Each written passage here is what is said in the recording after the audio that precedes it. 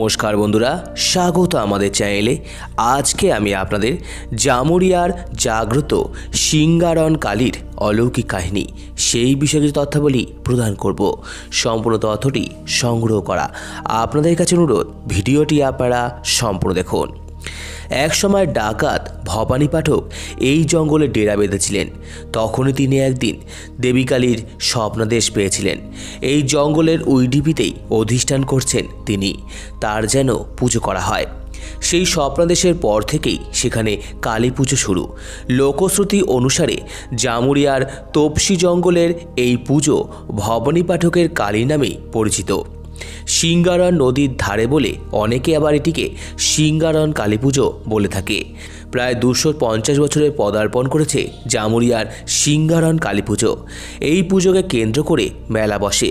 জেলার সর্বত্র, এমনকি ভিন্ন জেলা থেকেও বহু মানুষ এই কালী পুজোর মেলায় আসেন।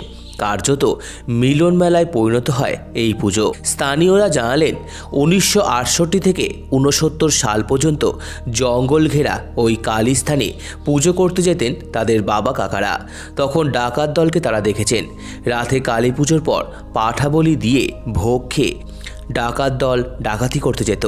গ্রামবাসীরা জানান, কালী পুজো সেখানে হয়। সেই বেলবাত লাগোয়া খোলামুখ খনি রয়েছে। সেই খনিতে আগুন লাগলে বা ধস নামলেও কখনো মন্দিরের কোনো ক্ষতি হয়নি। এলাকায় ফাটল ধরেছে, মাঝে মাঝে আগুন বের হয়, কিন্তু সিঙ্গারন কালী মন্দির চত্বরে তার এতটুকুও আঁচ পড়েনি। এর থেকেই এই পুজোকে কেন্দ্র করে গ্রামবাসীদের বিশ্বাস ভরসা আরও বেড়ে গিয়েছে। তাদের বিশ্বাস, ধস, গ্যাস, আগুন ও প্রাকৃতিক বিপর্যয় থেকে গ্রামবাসীদের রক্ষা করেন স্বয়ং কালীমা। তাই বেলবাদ, জোরজোনাকি, তপসি, সিঙ্গারন গ্রামের বাসিন্দারা কালী পুজোর রাতে সিঙ্গারন কালী মন্দিরে ভিড় জমান এবং সেখানে মহা ধুমধামের সাথে মায়ের পুজো অনুষ্ঠিত হয়।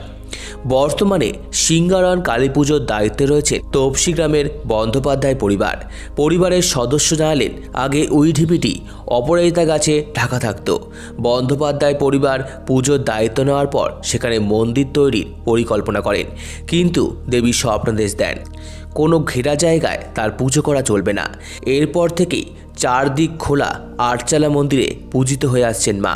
পূর্বপুরুষদের কাছ থেকেই তারা জেনেছে, ওই ডিপি পরিষ্কার করতে গিয়ে তাদের পরিবারের একজন 3টি পিতলের চোখ ও একটি কাঠের পাদুকা পান।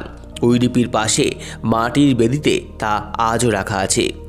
এই কালী পুজোকে ঘিরে আরও একটি জনশ্রুতি রয়েছে। East India company Singaran colliery চালু করতে এসে 12 হাত লম্বা চুল পান।